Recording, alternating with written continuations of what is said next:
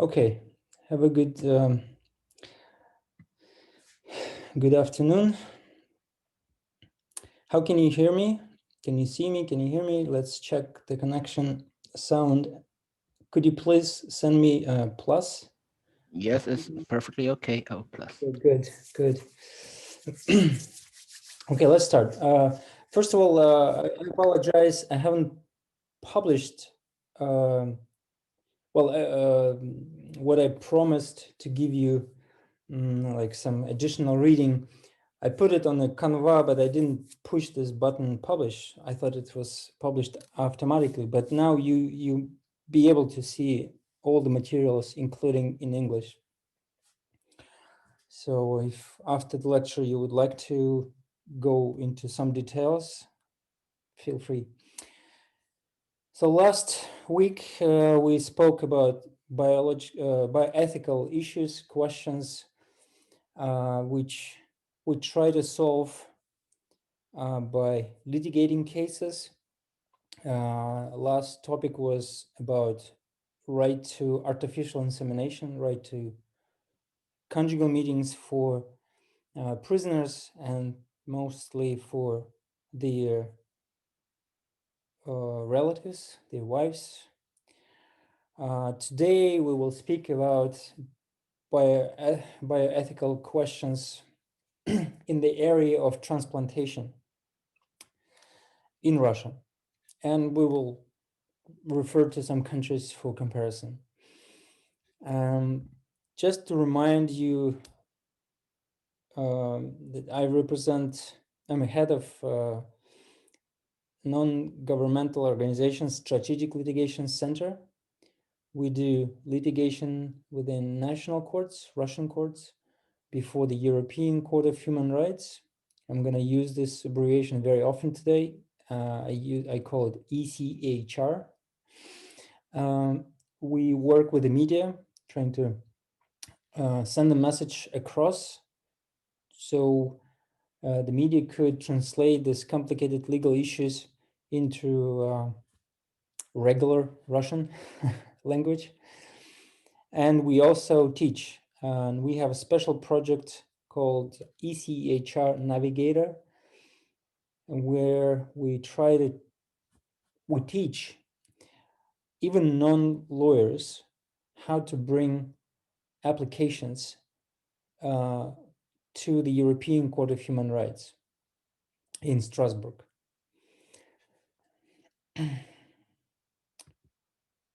And my name is Anton Burkov. Once again, I run this NGO with my partners. So today, secret organ harvesting, Alina Sablina case. Initially, this case started with this litigation campaign. This strategic litigation campaign started with one case, actually one letter from a sister of Yelena Sablina, who is mother of Alina Sablina. And right now we have 3 cases pending before the European Court of Human Rights. And what those cases are trying to do is to shed light on the issue of transparency in transplantation, particularly its first stage, how organs are being harvested, removed from dead bodies, hopefully, in order to be able to use them to treat other patients. So what happened? How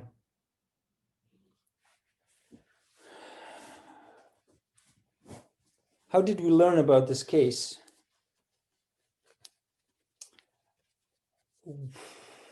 In 2014, in March, we received an email, which was like an outcry that one of the Moscow hospitals removed organs from a 19 years old Alina Sablina without consulting anyone, without asking permission from Alina or her parents. And we reacted to this email. It was an unusual email. It was like a bulk email sent to many emails, email addresses, and we received one. We were one of the recipients. And we started to understand what happened. So the facts were the following. The facts were the following.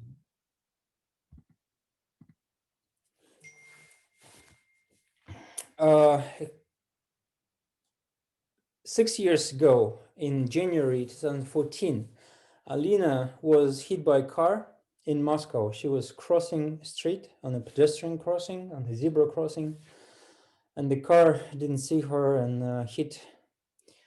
So immediately she was transported to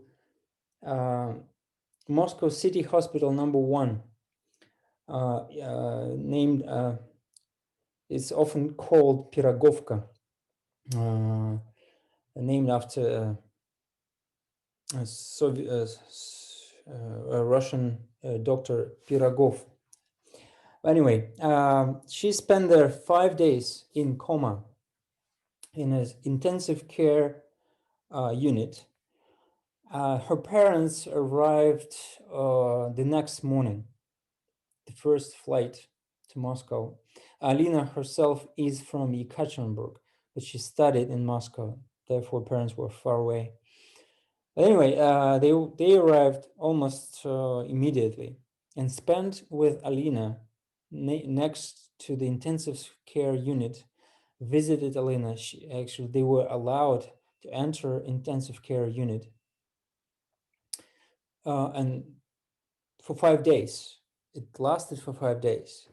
Suddenly, on the 17th, it was 6 years yesterday.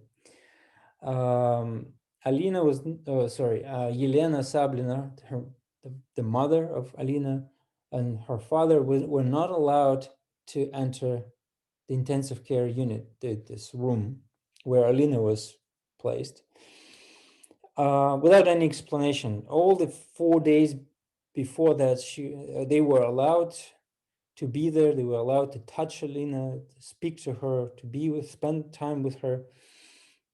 But on the 17th, no. And 6 hours after parents were refused access to the daughter, they got a phone call, which informed them that Alina is dead.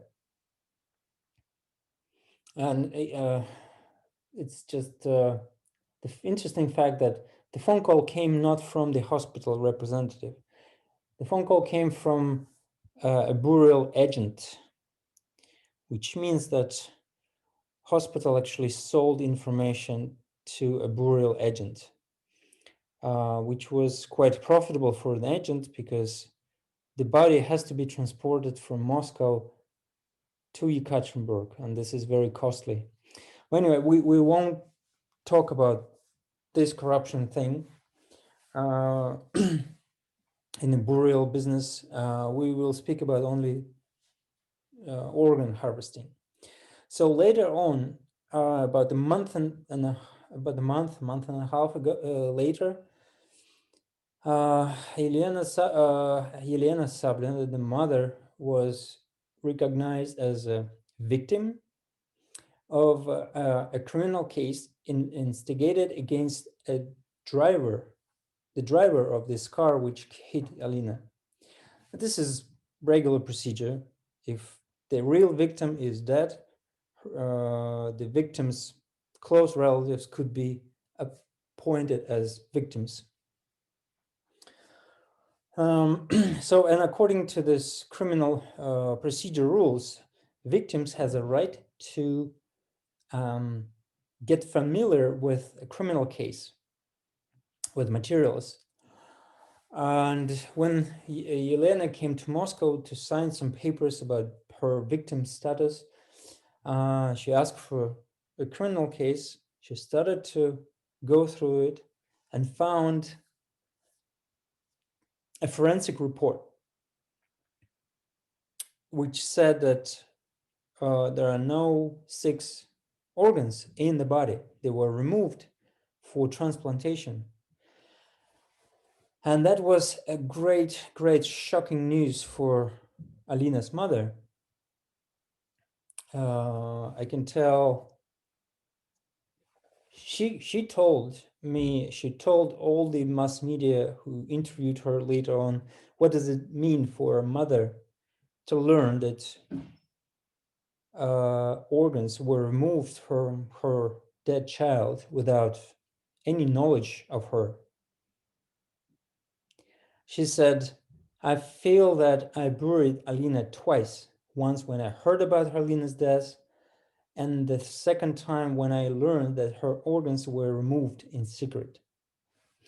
Actually, when we started to go through this, she copied the document, she copied the forensic report, she sent it to us, and we found out not only 6 organs were removed from the body, but only 2 of the 6 removed organs were recorded in a special document, Act of a list of removed organs, Act об изъятых органов.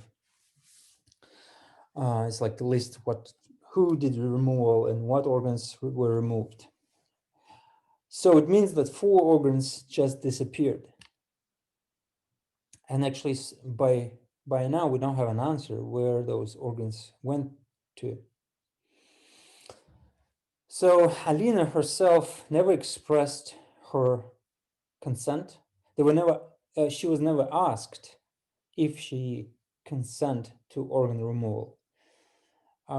It's not possible to ask a donor at the time after the accident when the donor is in coma.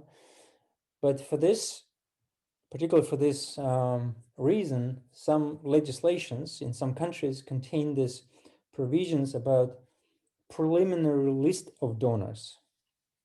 Anybody can express their consent or disconsent to be a donor, and this is being recorded in a special database. In Russia, it simply does not exist. It didn't exist in 2014, it doesn't exist right now, and it probably won't exist in the near future. So it was not possible to ask opinion of Alina. But there is a second option. Doctors could ask closest relatives of a potential donor whether the donor ever expressed desire to be a donor, and ask relatives themselves, particularly parents, whether they agree. So organs are removed so the doctors can save other lives. And sometimes one a donor can save up to 7 lives or even more, depending on how many organs were removed and how many tissues were removed. They also can not maybe save life, but improve the quality of life of others. But nobody asked consent, nobody asked permission, nobody even informed them that Alina is being considered as a potential donor. And here's Alina. She was 19 years old. A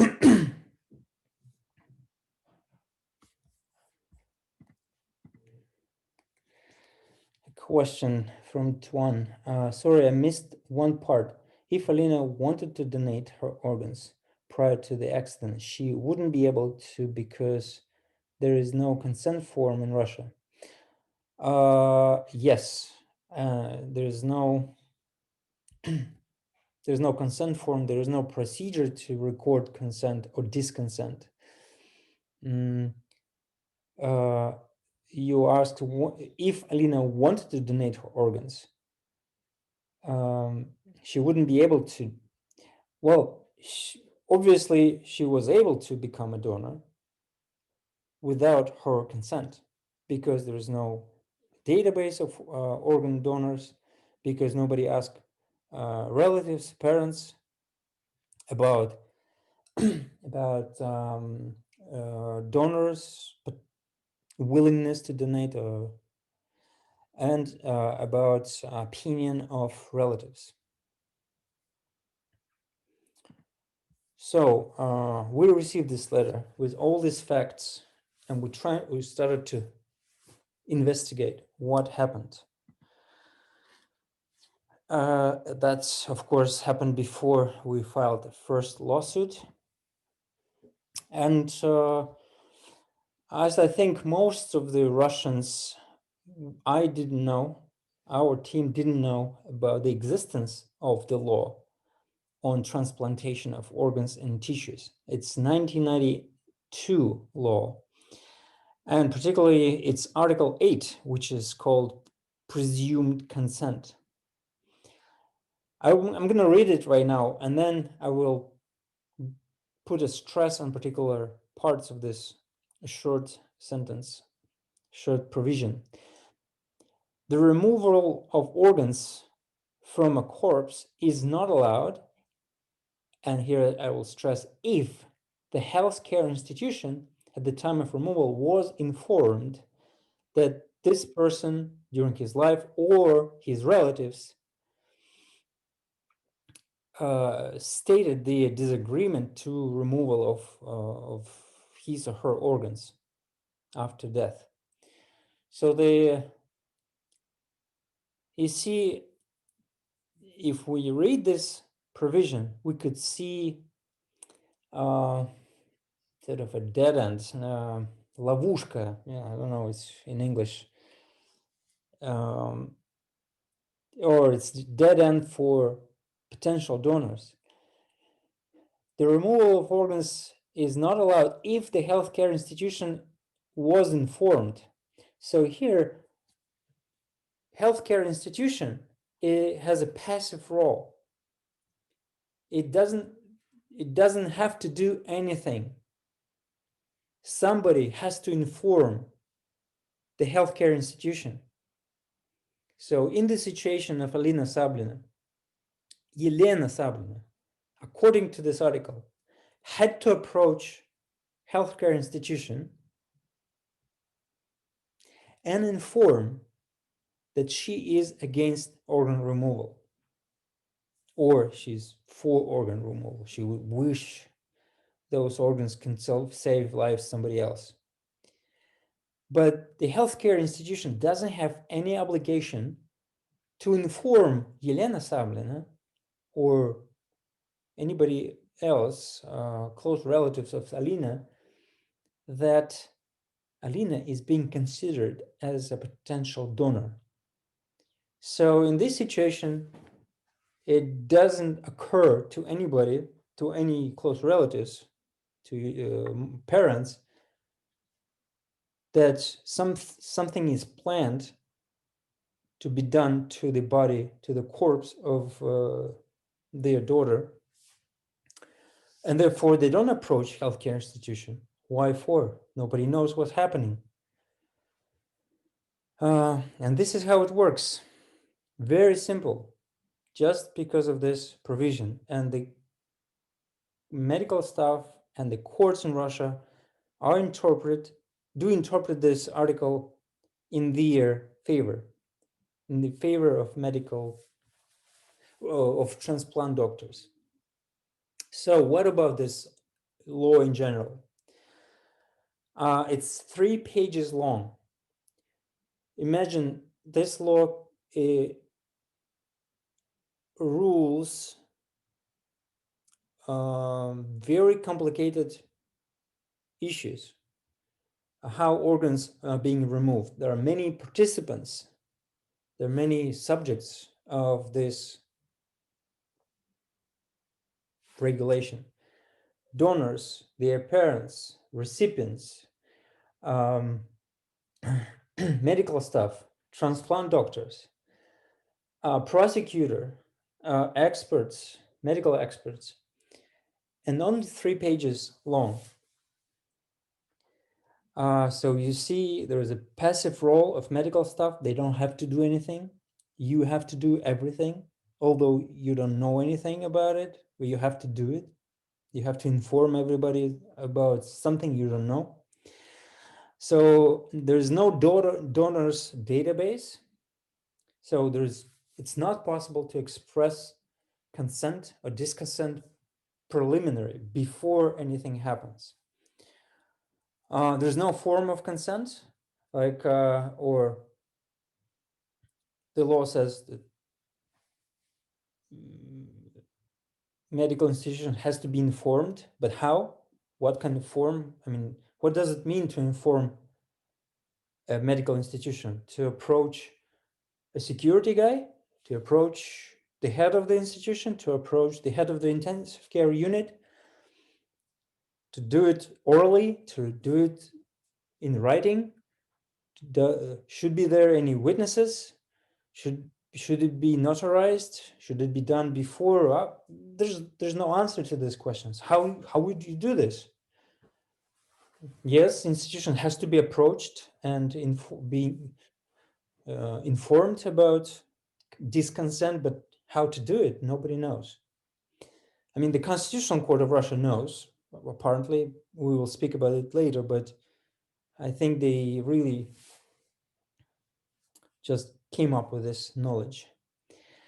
So, and the biggest problem is there's no disclosing of information to relatives. Everybody is being kept secret.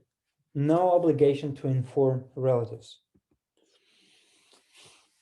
And our further investigation found even more interesting. This is not a single episode. It's not a single case, like a mistake of doctors. It's a well-established medical practice in Russia. And which is more scary. Doctors don't even try to hide it. Just before we filed the lawsuit, we saw this documentary. You can find it online. It's called Transplantology: The Challenge to Death. Трансплантология: Вызов смерти. It was aired on one of the well-known channels, TV channels in Russia. And I particularly was struck by a comment given by Igor Loginov. He is a specialist from St. Petersburg, and he said he is not a transplantologist. He is the one who basically tried to save lives of those in the intensive care unit. And he said, we are not required to ask for consent. We are not required to actively ask for consent of relatives. You see, it really corresponds to the law, how they interpret the law. Here's the extract from the movie, from this documentary, but I won't broadcast it because it's in Russian. You will have access to this presentation. You can see it.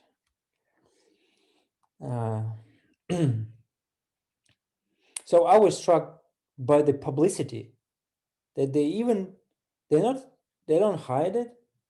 They even speak about it on the TV.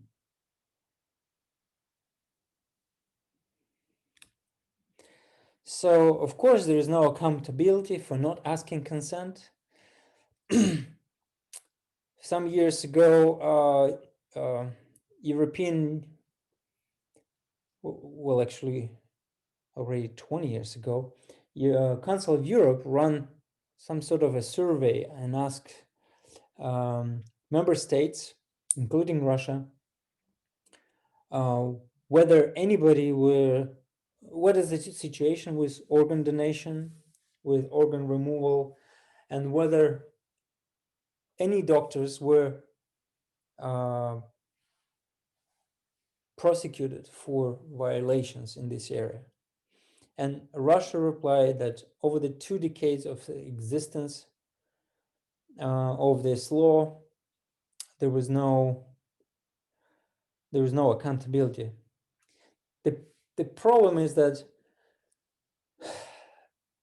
in this law on transplantation, there are 2 laws, statutes which regulate the question of organ removal, the question of how you treat the body, the dead body, the corpse. One is Article 8 of on the law on transplantation of organs and tissues, and the second one on burial, о похоронном деле, on burial, how you bury bodies, and it's being regulated by the law as well. So in this second law, it says that if somebody decided to do anything with a corpse, there has to be a permission from the relatives. So these contradictions led to no accountability of doctors. So Constitutional Court. We also found out that there is a decision of the Constitutional Court of Russia, which basically said this is inhumane to inform relatives. It's a 2003 case. It came from Saratov. And the Constitutional Court says it is inhumane to put the question of harvesting organs or tissues to a person's relatives at particularly the same time as they are notified of her death or immediately before an operation of organ removal. So basically, if we think about it, this opinion, legal opinion of the Constitutional Court, we can say, okay, so it is, if inhuman to inform, it means that it is human not to inform. It is human to remove organs without saying nothing to anyone. Just close the room, intensive care unit room, remove all the organs, relatives are outside, next door, and nobody will hear about this. We also, when thinking, okay, so Russian law is on the side of the doctors. Even the Russian Constitutional Court interpreted it in their favor. The doctors do not even try to hide what they do, that they do it in secret. Then we thought, okay, how are we going to go to the court? I mean, we can file a lawsuit to the district court in Moscow, but how we are going to argue? We can't say, look, Article 8 is for the applicant. Article 8 is for the doctors. We can't say, oh, the Constitutional Court interpreted it in a different way. We can't say this because the Russian Constitutional Court confirmed the medical practice, secrecy of organ removal. So we'll look at the international law. We'll look at Article 8, which says a right to private and family life. In general, this article is very wide. It's the widest article of the European Convention on Human Rights. The European Court of Human Rights very much widely interprets it.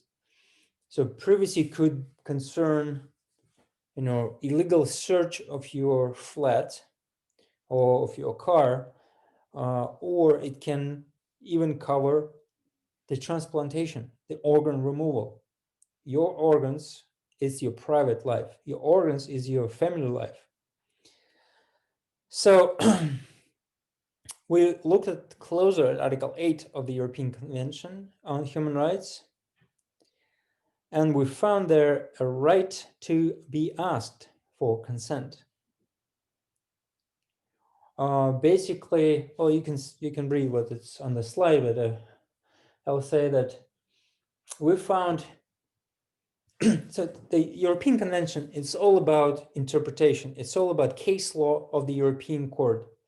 As one of the judges of the US Supreme Court says, the US Constitution, it is what I say about it, what judges say about it. So it's the same about the European Convention. Yes, there is Article 8, it says private and family life, but it's very like a wide notion. So what the European Court of Human Rights said about, interpreted the right to family life. And we found, we were quite lucky, just before filing a lawsuit to the Russian court, we found a case of Petrova versus Latvia. So Latvia is a former Soviet Union republic, so it came from the same, with the same background, with the same legislation. And initially in Latvia, there was legislation like we have right now in Russia, no consent.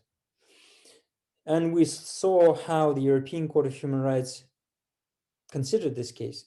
Actually, Petrova versus Latvia, and then later on we found another case half a year later, Alberta versus Latvia. Those cases were so very much alike with Sablina, Alina Sablina case. You basically can change the name, like instead of Petrova, write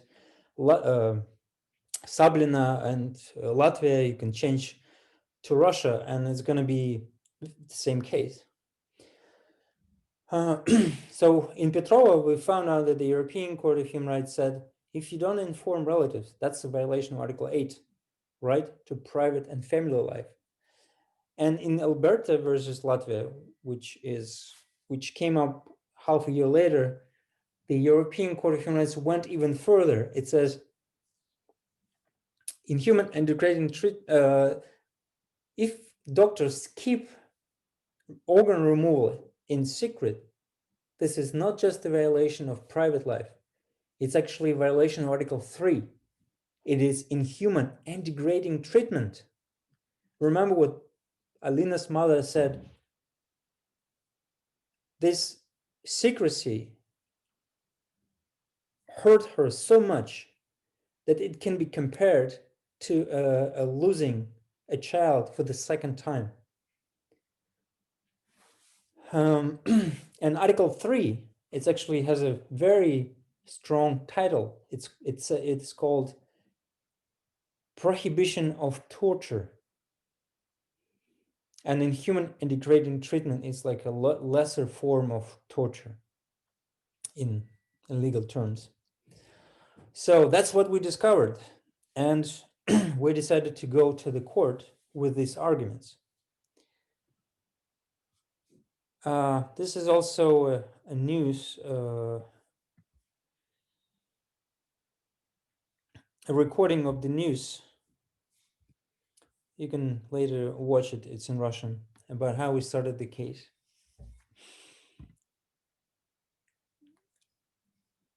So we filed a lawsuit against the City Moscow Hospital #1, and then the second hospital called Botkinskaya Hospital, because this hospital has a unit called Moscow Coordination Center of Organ Donation, MCOD. This is the unit which is responsible for all the removals. And then we filed a lawsuit. Well, the same lawsuit was filed against the third defender, federal state budget hospital. So it means totally federally funded by the state. Federal Scientific Center for Transplantology and Artificial Organ, named after Shumakov. Shumakov is one of the first transplant surgeons who actually lobbied this law of 1992 and was active until maybe 7-8 years ago. Now he's passed away. So, and from like a strategic point of view, this case, if I can say this, but please understand why I say this, it's a perfect case from the point of view of a legal point of view. It shows to a judge, like, you know, the judge are usually being portrayed as a, you know, Femida, the goddess of justice without eyes, and with the balances, right? On one side, there is one person, on another side is another arguments of another person. So in this case, on one side of the balance was, of the balances was Article 8 of the Russian law on organ transplantation, or this presumed consent. And the second, on the second side of the balances was our argument based on the Article 8, but of the European Convention on Human Rights. And we will see how courts have acted, responded to our arguments. There are some interesting facts that we found out after filing the lawsuit.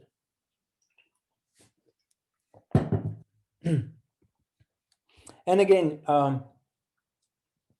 when we went to the district court, we knew before that we're not going to win this case in Russia, because Russian legislation is totally against us. We only hoped for a victory at the European Court of Human Rights. So we prepared the lawsuit, all the legal papers that we were filing to the courts. We prepared those with the goal of winning the case in Strasbourg, in the European Court of Human Rights. So we would compose our arguments, not to win it locally, but have a interesting reply from a judge, so we can show to the European Court of Human Rights later on. To all my students who are learning how to bring cases to the European Court of Human Rights, I say you should prepare the application to the European Court of Human Rights very much long before you actually file it to the European Court. You have to prepare this application even before you file a domestic lawsuit. You have to know in advance that probably you're not going to end up winning the case. So you have to prepare your European Court of Human Rights case. You have to start to prepare it right from the beginning. Okay, so what did we discover? We discovered there's a fake presumption of consent, or presumed consent, which was regulated by Article 8 of the 1992 law on transplantation. So there's no asking potential donors and no informing. So we see presumption of consent. It's not a Russian notion. It exists in most of the countries. And especially it exists in Spain. That's the most advanced state in Europe and in the world in terms of a number of organ removals. I'll later on show you some statistics. And presumed consent exists in Spain as well. but it works absolutely differently. In Russia, consent is presumed 100%. Like you're not, how can I say it? Anyway, we'll go from another side. In Spain, it works this way. So there's a potential donor, and if there are no relatives sitting next by this intensive care unit, so there is nobody to ask, and there is no time to look for relatives. This situation makes it possible to presume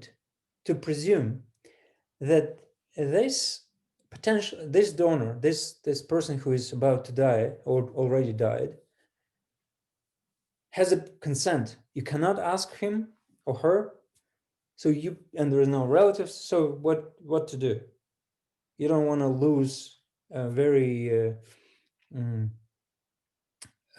valuable organs to save other lives of others just because you don't have anybody to access. So you presume consent. In Russia, as you could see from the example of Alina Sablan case, even if there are relatives and nobody stop doctors from approaching them, they still just presume consent and don't approach relatives. So I call it fake presumed consent.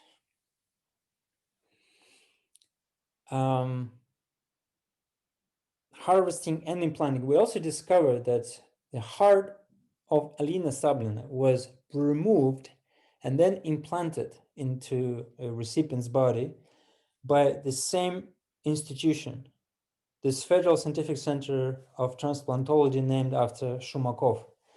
This is completely illegal.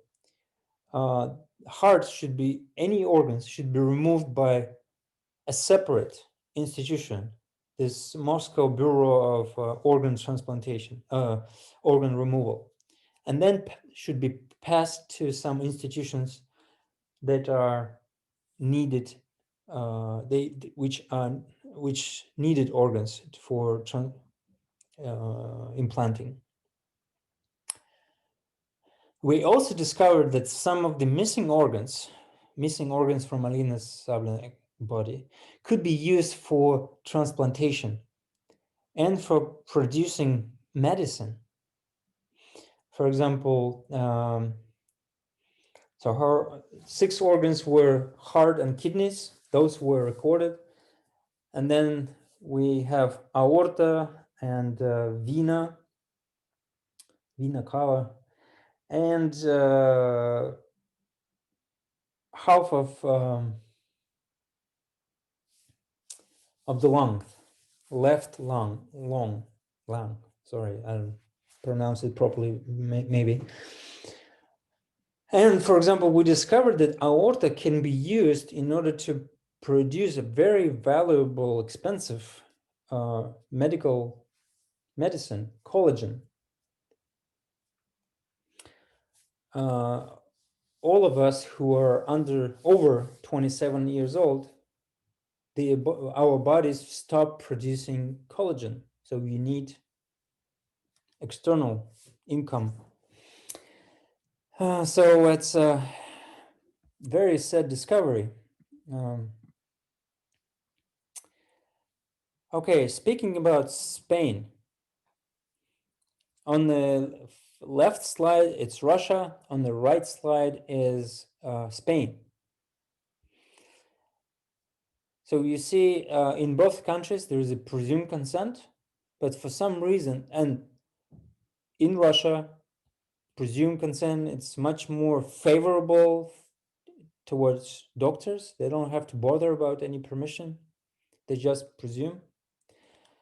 But in Spain, it's even if a person actually agreed to donation and doctors know about this consent, but if there are relatives waiting outside, they still approach relatives. But it doesn't stop Spaniards or Spanish doctors to kind of block organ removals. Everybody's going pretty well, and so many people in Spain are willing to donate. But in Russia, when literally doctors can remove anybody's organs, the number of donors 10 times less. So what is the reason? And especially taking into account that transplant surgeons, particularly the head of the Shumakov Institution, they say that if we start asking permissions, people will stop donating. As we see, it doesn't work the same way in Spain. It's the other way around. And we discovered that the number of donations is so small in Russia because there is the medical institutions are completely underfunded. Not the transplant doctors, but the doctors, this health intensive care units. Anyway, it's a separate topic. I won't go into this.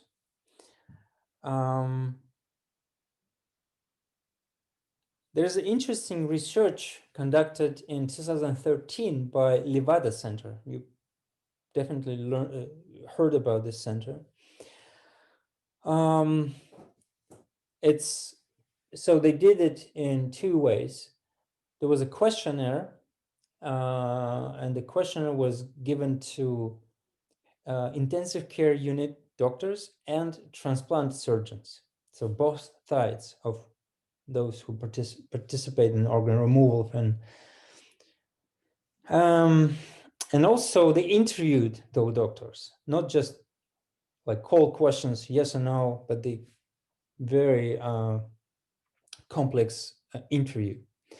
And they discovered, they called presumed consent as a priori consent. So there's no presumption, it's just anybody in Russia are donor, even foreigners, which about which I will say a bit later. Mechanism for expressing consent were not created. There's no database. I spoke about this. That Russian legislation allows unlimited organ harvesting, but for some reason there's a pretty big limit. 4 times less than in Spain when legislation is quite strict. We also conducted some our own survey. Maybe it's not as accurate as of Levada Center. We don't have such opportunity, but we discovered that people are not actually greedy. They don't want to bring their organs to the other world. And majority of the people we asked, they said we would have given consent. And those 26% which says we won't give our consent. Then there is a additional question. The reason they would not like to be donor is because of the non-transparency of the medical system in Russia. And then we ask people, what is inhumane? You remember the opinion of the Russian Constitutional Court? It says inhumane is to inform. It's actually very much strange to hear it from the court. The court is not about what is human and what is not. The mission of the Russian Constitutional Court is to compare Russian law and the Russian Constitution. If there is a contradiction, they should say, oh, the law is unconstitutional. But in this case, in this 2003 case, before saying what is humane, what is not, the Russian Constitution didn't look at the Constitution. It come up with their own definition of what is inhumane. So we asked people, what is inhumane? And they say 67% said uninformed secret organ removal is inhumane.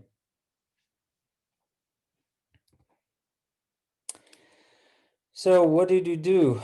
We brought a lawsuit to the Moskvoretsky District Court. And we lost this case. We're going to speak about what the court a judge had to say about this. Then we filed an appeal to the Moscow City Court, and then 2 cassations to, again, Moscow City Court and then the Supreme Court of Russia. We brought a case to the Constitutional Court once again. I mean, we knew that the opinion of the Russian Constitutional Court is inhumane, is to inform, but we wanted to challenge this. We wanted mostly to challenge. We knew that the Constitutional Court won't change the opinion, most likely, but we wanted to record this reaction so we can send it to the European Court of Human Rights. And then we filed an application to the European Court of Human Rights. So we're still pending the decision of the European Court of Human Rights. We have finished considering the case. Considering it means it's an exchange of memorandums between the applicants and Russia. So all the 3 members of the Sablina family brought the application to the European Court, and Russia already completed this procedure of answering questions of the European Court. And we're really waiting for a decision for judgment anytime now. So if very soon, if you hear the news about Sablina case, Alina Sablina case, you know what it's about. Much better than anybody else.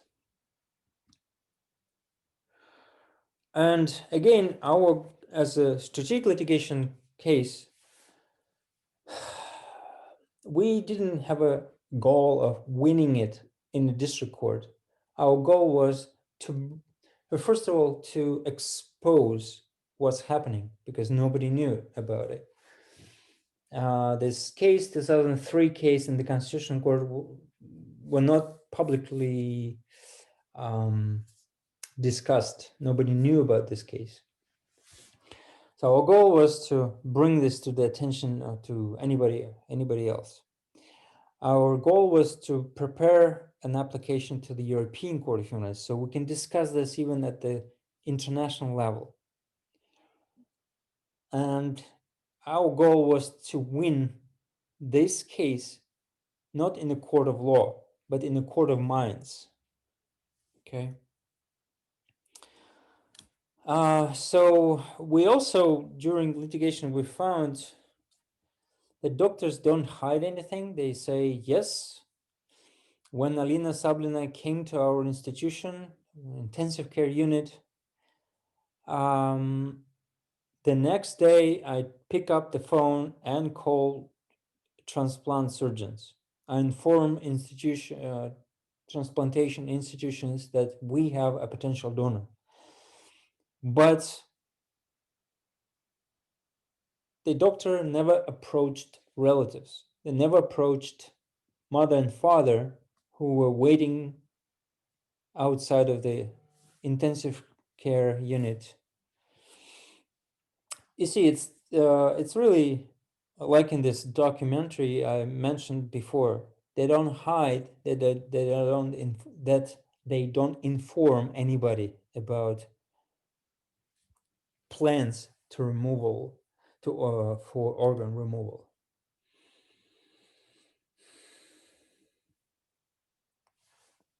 And there's no evidence that the missing organs, non-recorded, were destroyed or somehow used. It's just in the at the court hearing, the defender just said, yes, we destroyed those organs, but there are no documents confirming this. So in terms of legal arguments, what Russian court has to say, how did they challenged our arguments that secret organ removal is a violation of private and family life, and that it's inhuman and degrading treatment. The case was decided by Judge Shemyakina, and what she said is actually one sentence. The Latvian cases, remember Petrova and Alberta versus Latvia, Latvian cases were not directed against Russia, therefore they are not binding on Russia. It's the same kind of a response that we got in Korolyov's case, remember last week? Although the Russian Supreme Court said that not only the ECHR cases against Russia, but against other states are binding on Russian judges. We have the opposite opinion of a district court judge. Well, what happened, even more interesting, it happened maybe 5 months after the hearing. I happened to be in this court, and I run into this judge Shemyakina, and she started the conversation with me, and she asked, "What are you going to do about this case?" And as I replied, "Well, as I said in the hearing, we're going to go to the Russian Constitutional Court, we're going to go to the European Court of Human Rights and try to challenge the decision." And in reply, I heard quite a supporting voice. I must say, it was in the tone of voice. She said, "Right, you should do this. I could not rule otherwise if I was not told so from above." So it means that she wanted to rule in favor of the applicants.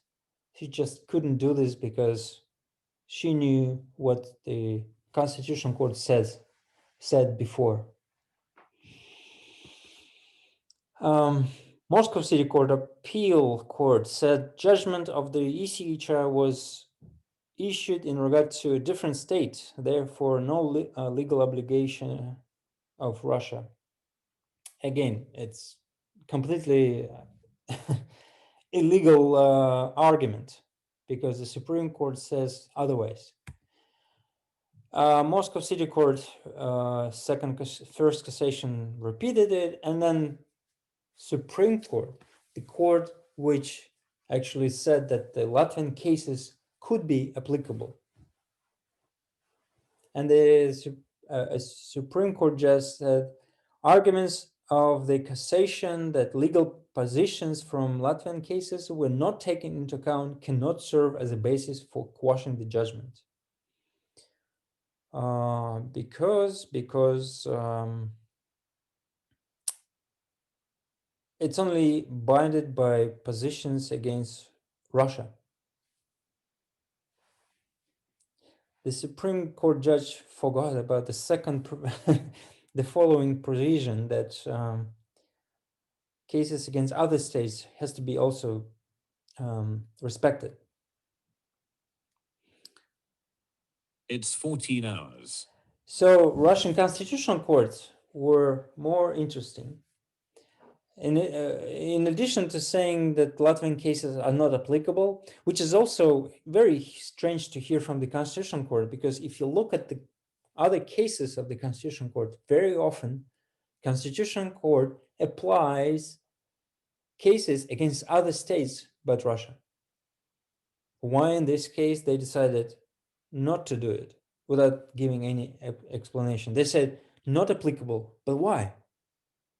They don't say anything. And then the most, I don't know if it's funny, but I think it's more stupid.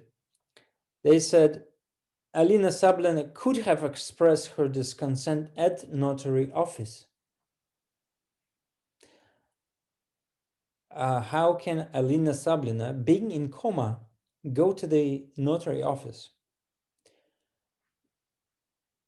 Well, if if the Constitutional Court thought of kind of a preliminary consent, so Alina could have gone to the notary office long before the car accident.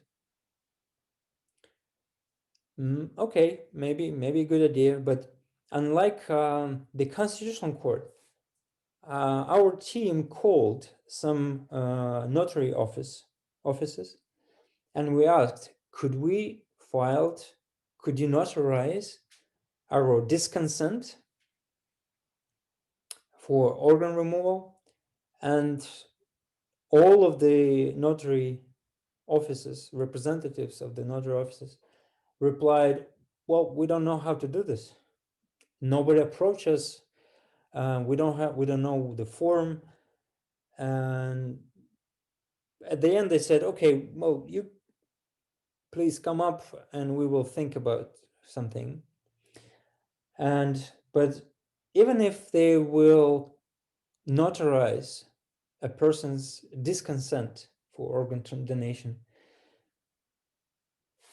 how it works, you get a couple of sheets of papers, one original, one is like copy. Maybe they notarize your disconsent, but what are you going to do with this piece of paper? Okay, one will stay in the notary office. The second one you can take with you. But the goal of this disconsent notarized is that doctors see this at the right moment, just before removing organs. How you make sure that this document will reach doctors from your pocket, from the office of the notary, of the notary office? It's not possible. Even if the doctors will see it in your pocket, who will stop them to just destroy this document and then say, well, we didn't see anything. There was nothing in the pockets. So that's, you can see how Constitutional Court was unprofessional here. And this is what Russia's representative office stated to the ECHR. Representative office is basically a deputy minister of Justice, which represent Russia in the European Court of Human Rights. That's the representative of Russia before the European Court. And the arguments, I just pointed out to four major arguments that they had. They said, basically, the application to the European Court from Alina's parents is unfounded because the suffering of the applicants associated with the fact of seizure of organs of Alina did not reach the minimum level of cruelty. I don't know how they measure it, but they said it. And then they said removal of Alina's organs did not affect the appearance of her body in any way.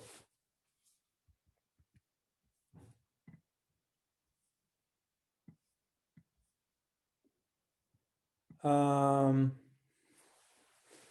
absence of organs could hardly affect the emotional state of the applicants more than the fact of Alina's death. And the fourth, the applicants did not provide any documents stating that they objected in one way or another to removal of organs. You see, this fourth argument, it's the core of the argument.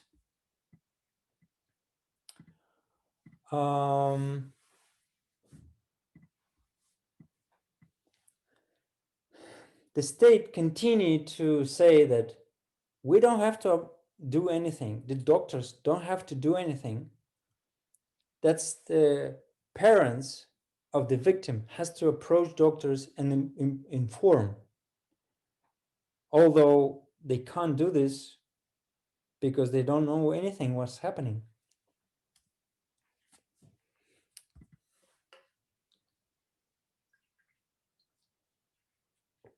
So after we filed a lawsuit, the application to the European Court, we discovered another case pending before the European Court of Human Rights. It's called Valushenko versus Russia. Valushenko is the mother. Her son's organs were removed, this time just kidneys. Well, we don't know exactly, but at least in the documents, they said kidneys were missing. He was 36, and it happened in Tomsk. And the situation is very much the same. Even more than mother asked doctors not to remove her son from life support. She didn't say exactly the words that she was supposed to say according to the Russian law, don't remove organs, but she said, don't remove life support. And the court says, well, it's not enough. You have to say, don't remove organs, but she had no idea organs were going to be removed. And what we found in this case is that there was an agreement between the hospital entrance and the transplantology institution on informing about potential donors. You see, doctors has an obligation to inform transplant surgeons, but they don't have any obligations towards relatives of the donor. This case, we learned about this case already before the European Court of Human Rights.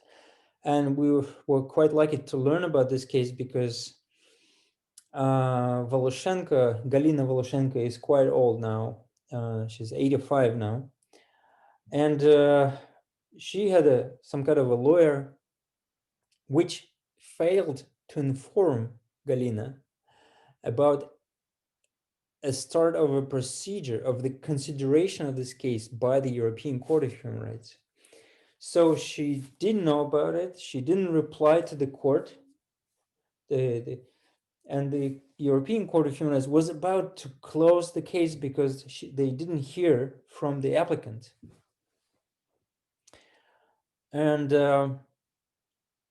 we were lucky to enter this case. We were lucky to speak to Galina, and she gave us power of attorney, and we were right in time to inform the court that there is fraud by her former lawyer, and I'm going to represent Voloshenko right now. And then we started to.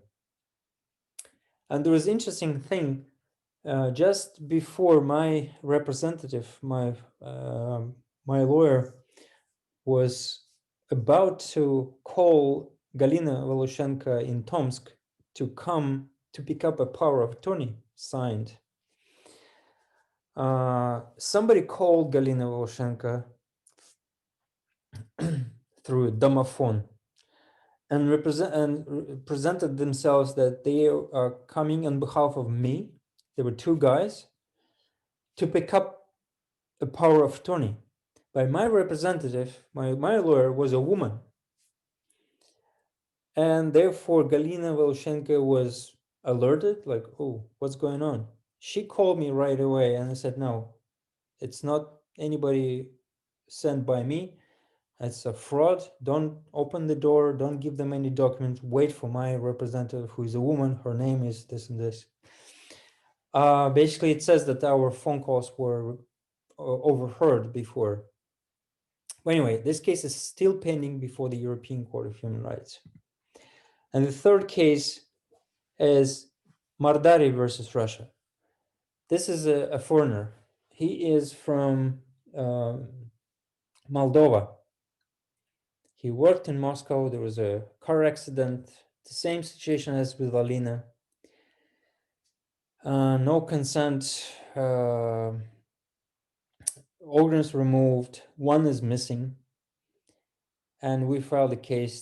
After going through all the Russian courts, we filed a case before the European Court just last summer.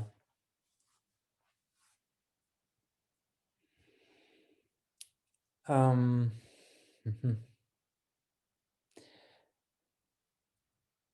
And this is the questions we are asking before the European Court. We're asking to find a violation of inhuman and degrading treatment, a family right, fair trial. We ask for moral damages and legal cost because we represented Sablina parents without charging them for our help, but we're gonna raise these costs from the budget of the Russian Federation. So it's called success fees. So Tuan is asking question, the funeral case, does he have relatives? Yes, he has brother,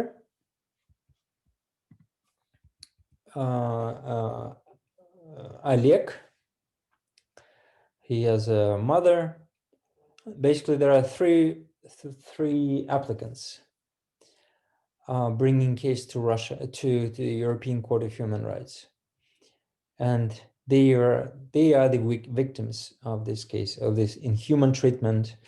Unlike in Sablina case, we ask for violation of the right to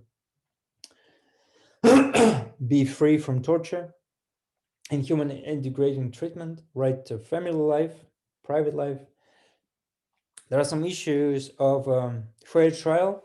The court refused us to interrogate, cross-examine any witnesses that were in the case. The hearing itself lasted just for a couple of hours compared to Sablina case, which lasted for 2 days. But in Mardari case, we also asked to find out violation of religion rights. Mardari family is religious and they believe that the entire body should be buried.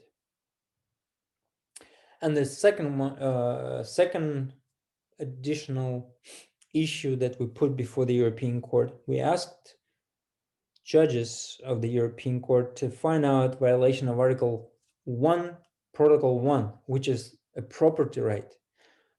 We argue that any human beings has to have a right on the organs, rights like a property rights or quasi property rights.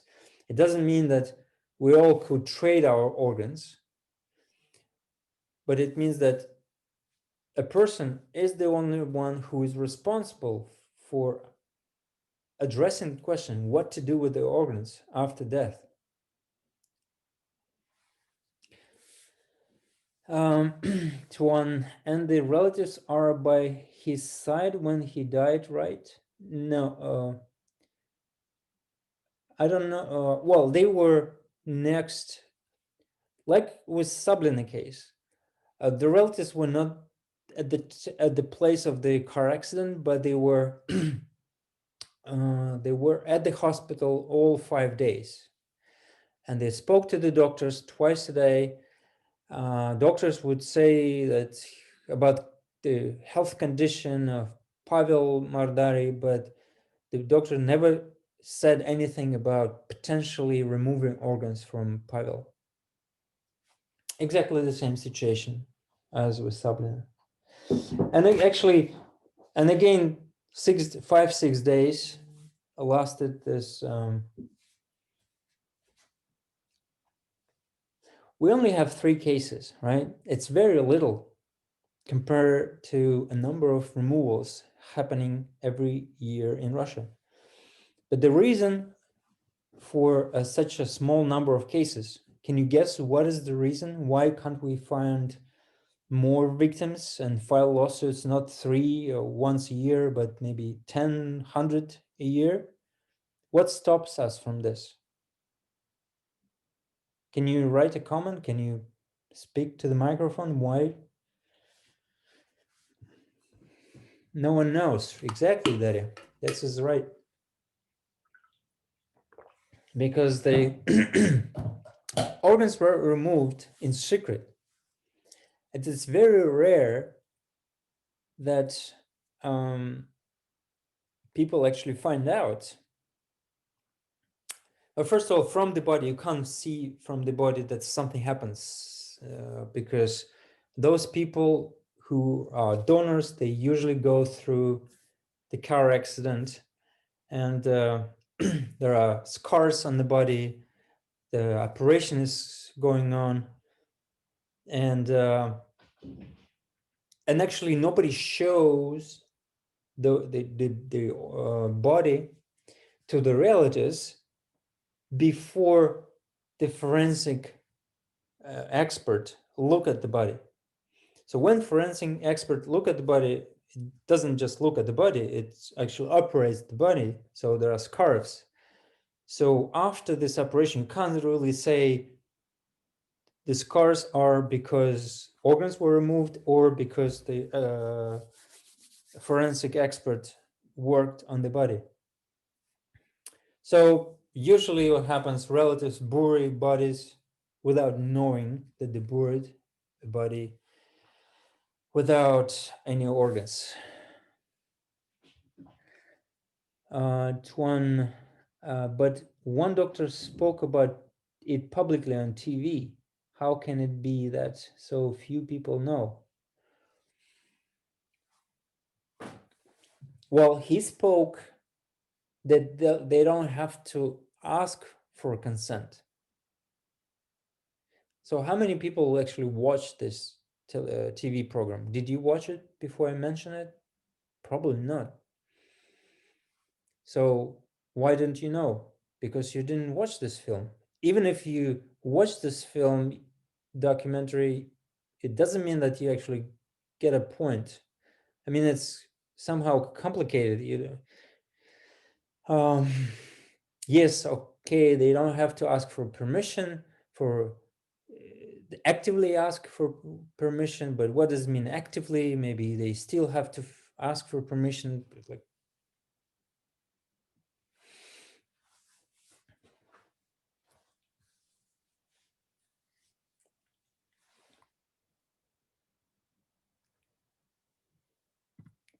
So, European Court.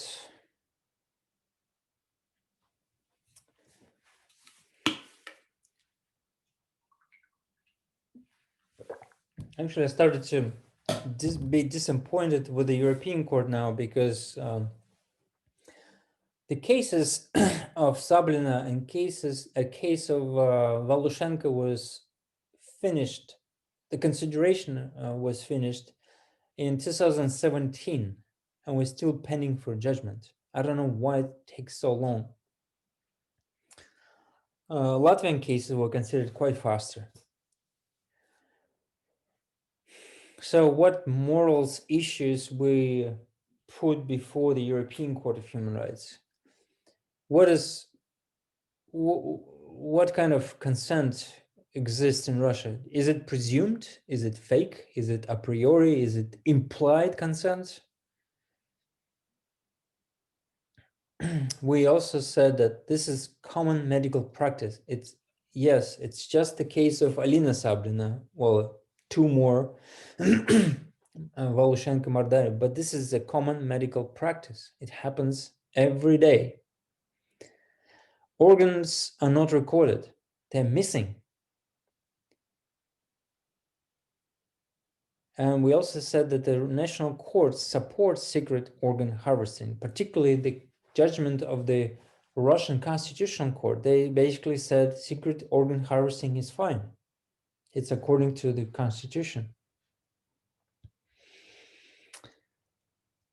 We said that population wants transparency. We showed the European Court of Human Rights our surveys, the Levada Center and our own survey. But also, what is important, we said that the journalists were not allowed to the court's hearings. Initially, many as you can imagine, this case can attract attention of journalists, but all of the journalists were removed from the court, court hearing, under the pretense that the court is trying to protect Alina Sablina's right to medical secret. Medical secret, it means nobody has to know how a particular person were treated and what was wrong. But this case was not about how Alina Sablina was treated to get healthy. This case was about what those people done to her body after death. We didn't want to discuss the way she was being treated by doctors. Treated meaning лечили, да? So no journalists were be able to report. Of course, the journalists reported by just asking comments from me. And we were able to file a couple of more cases to the European Court of Human Rights on behalf of two journalists who were not allowed to see what's happening in the court hearing. And this is again about strategic litigation. When you litigate a case on one issue, quite often it happens that this is a tree, right? It grows. You litigate one case, and then something happens, and you have another branch of violation. And it's very important that journalists are allowed to see how justice is done. So we started to litigate a separate case. It's quite different from Sablina case, but they are connected. One came after another, from another. So now we have two more cases on behalf of journalists pending before the European Court of Human Rights. We also, this case, one of the cases was communicated, and the European Court of Human Rights finished considering this case in 2018. We're waiting judgment anytime.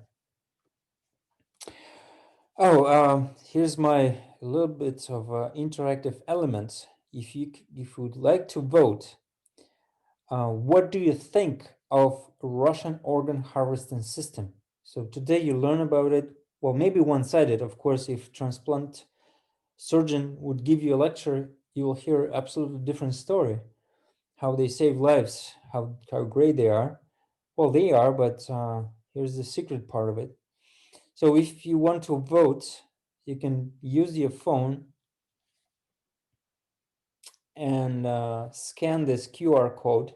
It will bring you to a screen where you can say your opinion about this issue.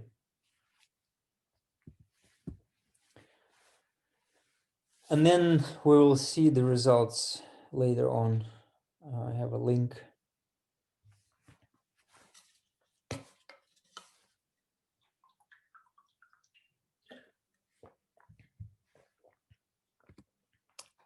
Yeah, here is the voting results. I can push this button.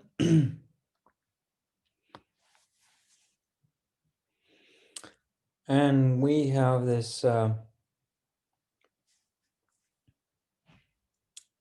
41% think it's a secret. It takes into account not only your votes, but the votes of your predecessors, previous students from Skoltech.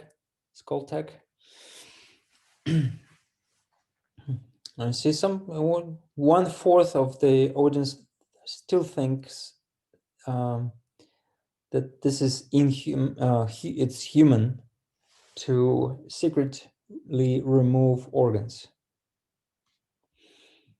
and 5% think it's transparent. Interesting. I cannot access Menti's site. A code could not be found. 1 second, I'll go back. I will go back so you can.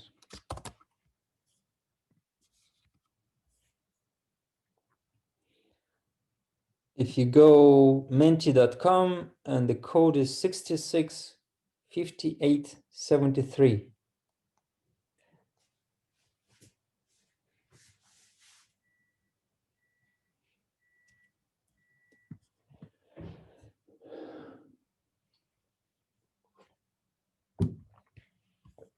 Okay.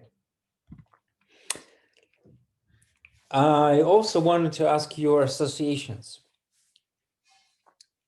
So after hearing this information, what do you think of organ harvesting system in Russia? Again, you can scan this QR code or go to menti.com and enter the code 578055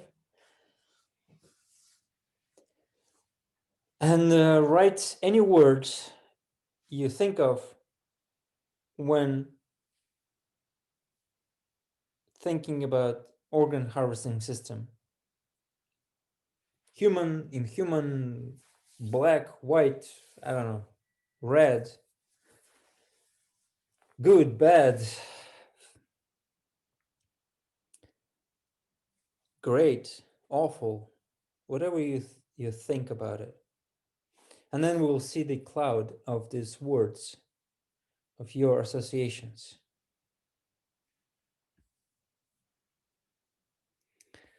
Okay, I think you might have already had a chance to vote, and we go and see what people say about it. Again, it's not only your words. I still cannot access. Really? Okay. I will try to do it myself. I did it this morning just to check if everything works. Yeah, I have access, you see? Well, anyway, it's not that important. Just try to bring some...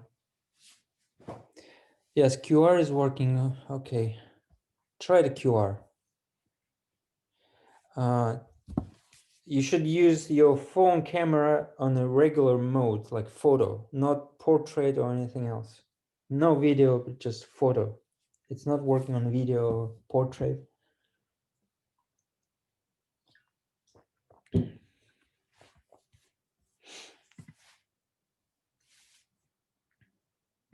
Anyway, let's go. Let's go further.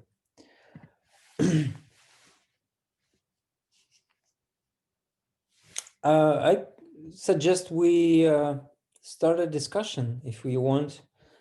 What is the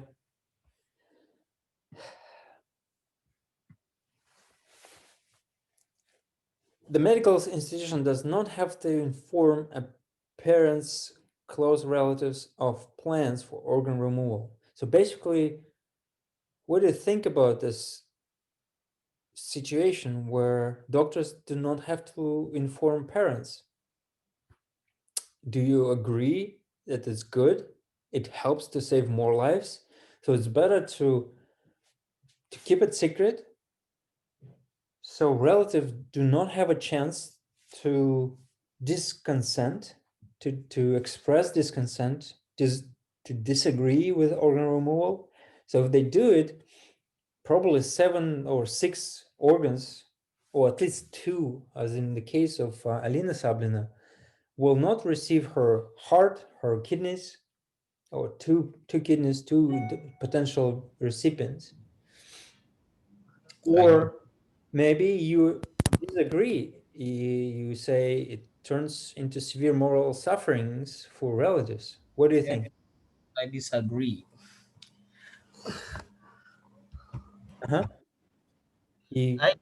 I Because even for Alina Sablina, it is not so certain that the patient actually died before the organ was harvested. She might not have died, and the harvesting might have been done prior to the death. Okay. So there's an additional thing. Usually people say, well,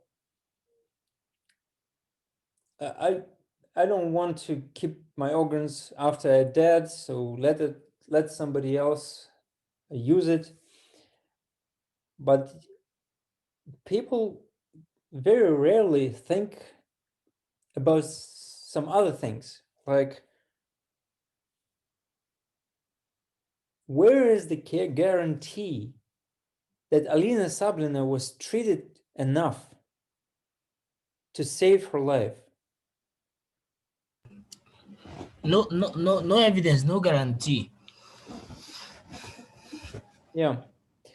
Another yeah. thing is that medically, I think that the heart, the heart is the only organ that is capable of sustaining after the death of a patient, like for about 10 minutes. So it becomes useful. What about other organs like the kidneys? Immediately the patient dies, they become unuseful again. Well, organs are actually quite well. After organs are removed, they are quite capable of being used. I don't remember exactly the terms, but I know of the cases when even in 1970s, some kidneys survived enough to be able to transport it from Russia, Soviet Union back then, to the United States. Oh, It's it's up to 1 or 2 days. okay. Yeah, I believe it is true because the organs cannot stay viable for long in normal condition, but they can put them in a really low temperature and put some kind of solutions to protect them, to preserve them, and the organs can be viable for quite a while. So Mhm. it is not really a problem, I think. Yeah.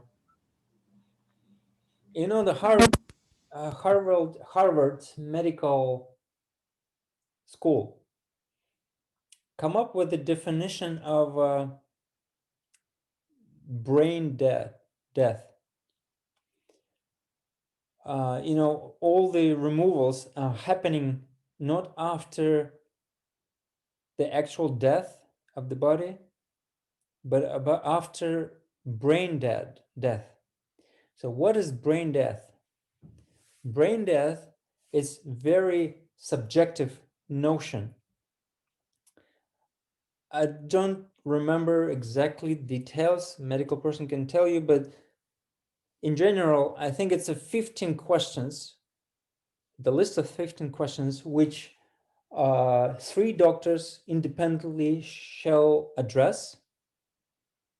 Like, is there a reaction of eyes?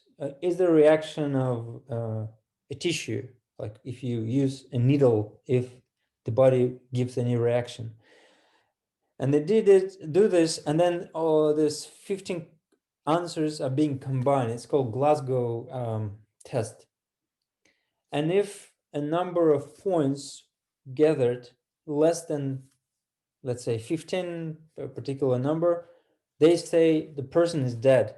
If there is one more point, they say, oh, person is alive.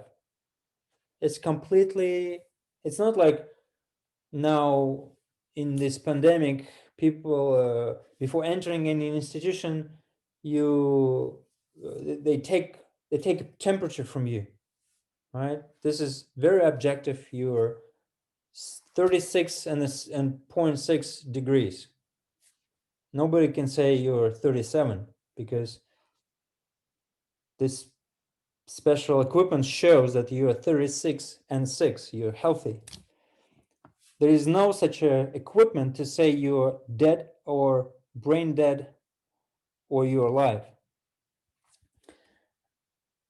So coma Well, of Well, I have to disagree a little bit here, because yeah, I agree that deciding a patient is brain dead or not is very subjective, but it's not that there is no objective way to measure, because as I remember, the Glasgow scale that you just mentioned, they will observe them from time to time, so it will be a little bit more objective, but also there have to be like no signal on the EEG, on the EEG graph.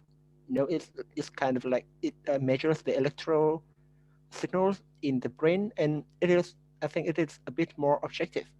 So it is not as subjective as you just described, though it is not like an exact science, but it is not as subjective as you just described.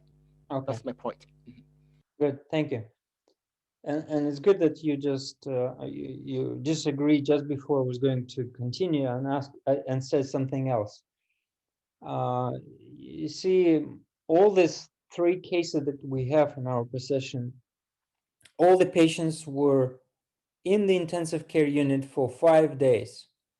Strange, right? The same. Well, it's a little number of cases to come up with some analysis of. But I also spoke to an intensive care unit doctor who worked about 25 years ago.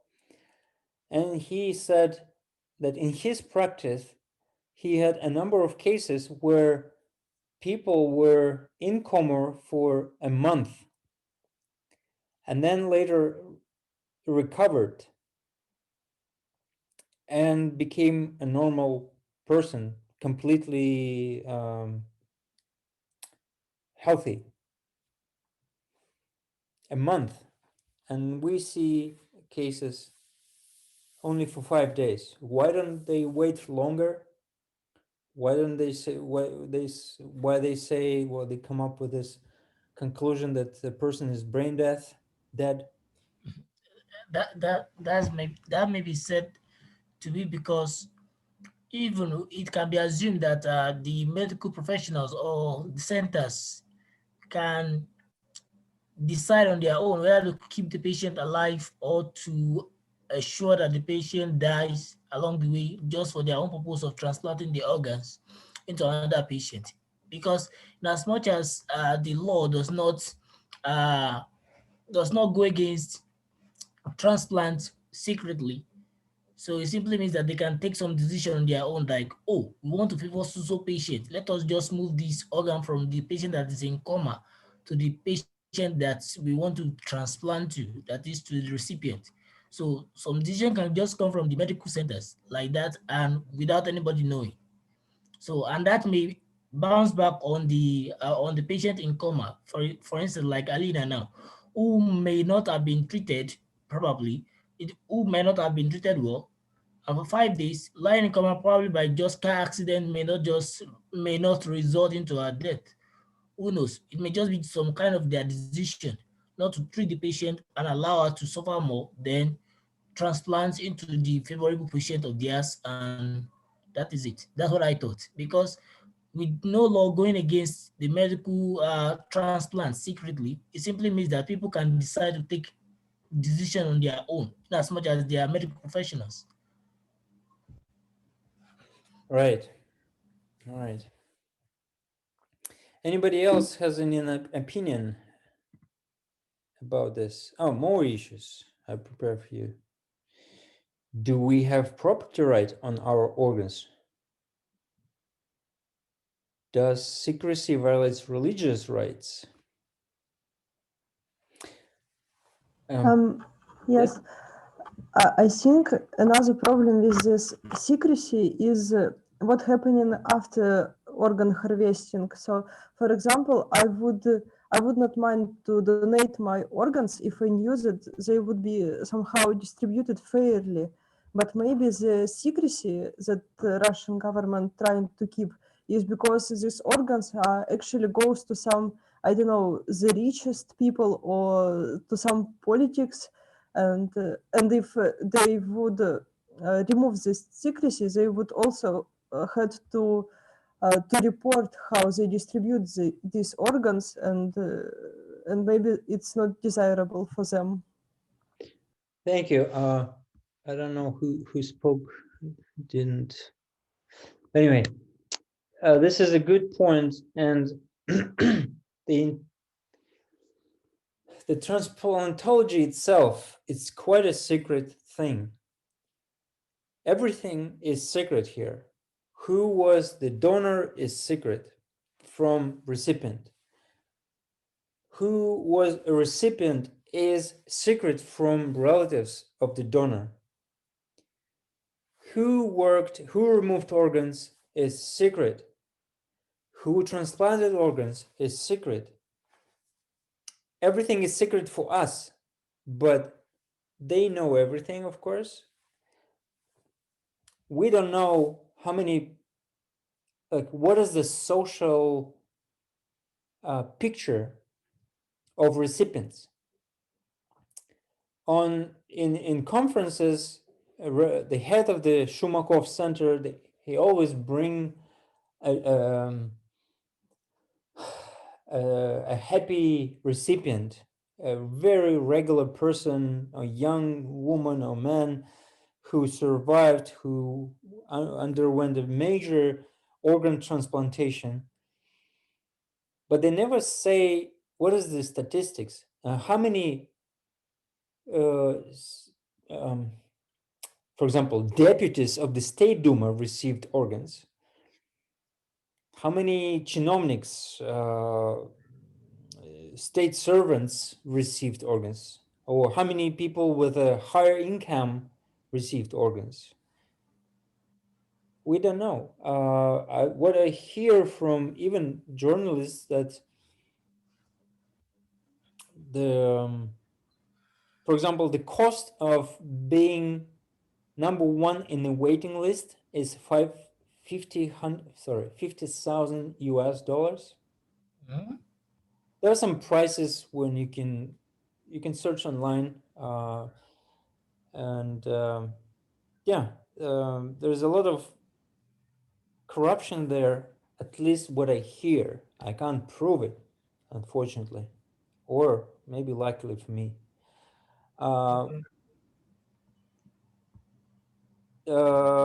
What I was going to say at the end, I recently gave an interview. It was a documentary show, not talk show. They call it doc show on RTVI. This is the TV channel which mostly broadcast outside of Russia. The major audience is Israel, the United States, Europe. Since last year, I think the general producer of this TV channel is Sergei Shnurov. You mostly know this guy, not in this kind of a nice black coat. He has a nickname Shnur, the head of the Leningrad band. So anyway, I gave an interview at this doc show. You can watch it here. I'm going to send you the link right away. And after doing this doc show, there were 3 participants, a recipient, a representative of a Shumakov institution who operated this victim, and myself as a representative of victim. Sorry, what did I say? Shumakov, who operated this participant who received organs, and I participated as a representative of victims of organ donation. So later on, I had a chance to speak to Sergei Shnurov about this issue, and they decided that they will make a documentary film, investigation documentary film. It's not just a couple of experts are talking, it's actually investigation going on now, what is happening. So if you're interested, this documentary will be on air in about a month or 2.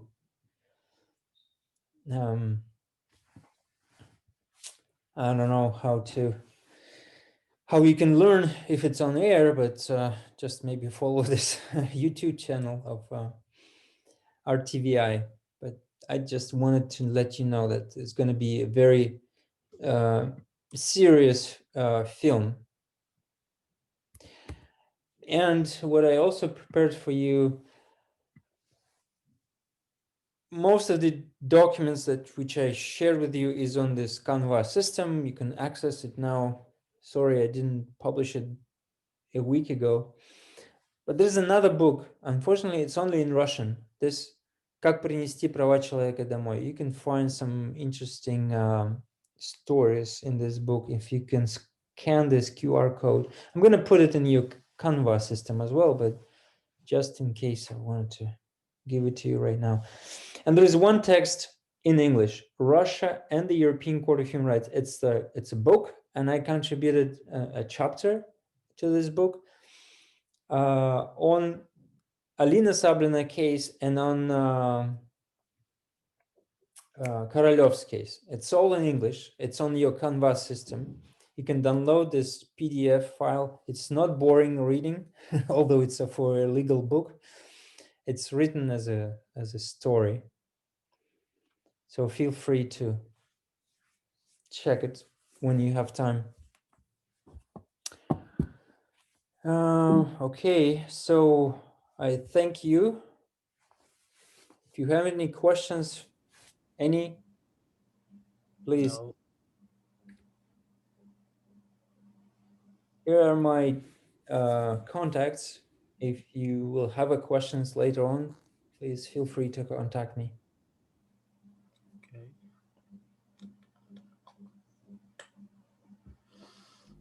Okay, so I don't have any questions about law right now, but I have some questions about the course.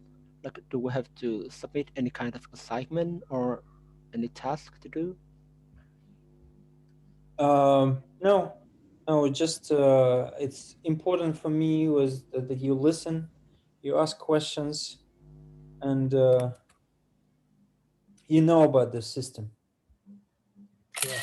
I mean, it's life challenging to know what is going on. Yes. And if you have a chance to share it with your friends so they know, Yes. who knows, maybe you will save their lives. Yes. Information is key.